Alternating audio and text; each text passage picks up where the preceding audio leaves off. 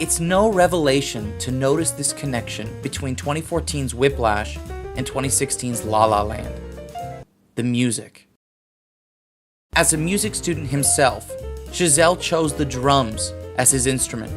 My wife is a drummer, and I've seen two different looks on her face as she plays.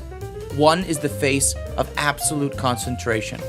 The other is a look of being in a perfect flow state. It seems that keeping rhythm can be a fine balance between surgical precision and blissful transcendence. And this is where jazz so perfectly finds itself in the midst of Chazelle's work thus far.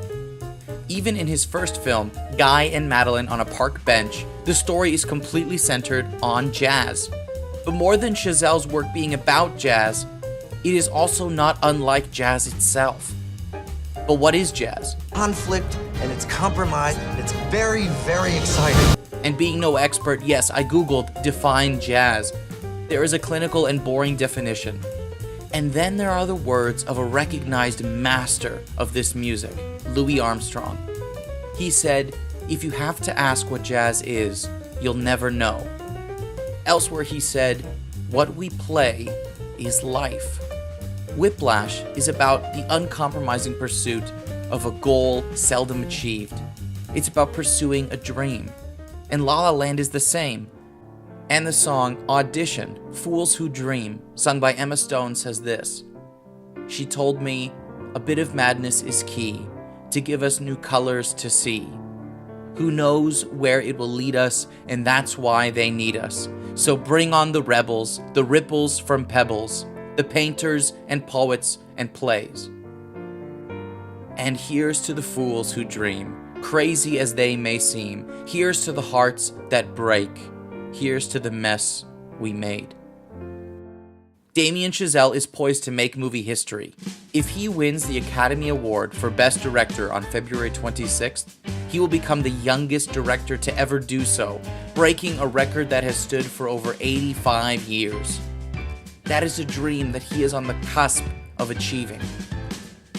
What each film seems to encourage outright, obviously, is that to achieve our dreams there is sacrifice. Whiplash focuses more on the personal pain, the frustration and obstacles, whereas La La Land bursts into a dream sequence of music and dance to imagine with us a dream that was left behind in the pursuit of another. I can do it a different way. Oh, that's fine. And I believe most people could walk away from each film thinking, wow, I want to go and I want to be a dreamer. I want to achieve my dream and see it come true. But if jazz is life as music, then maybe Chazelle is trying to play us something we ought to recognize. A bit of ourselves in every one of those 24 frames per second. And this leads to something both movies possess, a more subtle question. Is it worth it? And sincerely, I don't think that I can say. But without this vital question, these movies have little else to offer us. Was Mia's dream of an acting career and Sebastian's of opening his own jazz club worth what they lost in the process? Andrew's pursuit of being the greatest drummer of all time costs him more than we know. What would a sequel to Whiplash look like? Was Fletcher and his abusive methods correct all along? Would Andrew one day become the same kind of instructor, heaping abuse and chairs on other prospective drummers and musicians? If we had a chance to ask Mia and Sebastian at the end of La La Land if they would not trade all of their dreams come true to have one another again, what would they say? But the question is actually less about Andrew, Mia, or Sebastian. The question isn't even for them. The question is for you. What is your dream worth? And once you have achieved it, what will it have truly cost you?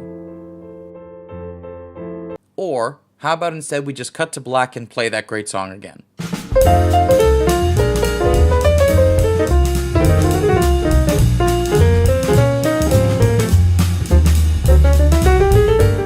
And don't miss the Luke and Jake Movie Podcast, live streaming on Oscar night, Sunday, February 26th, here on Movi. for watching Movi.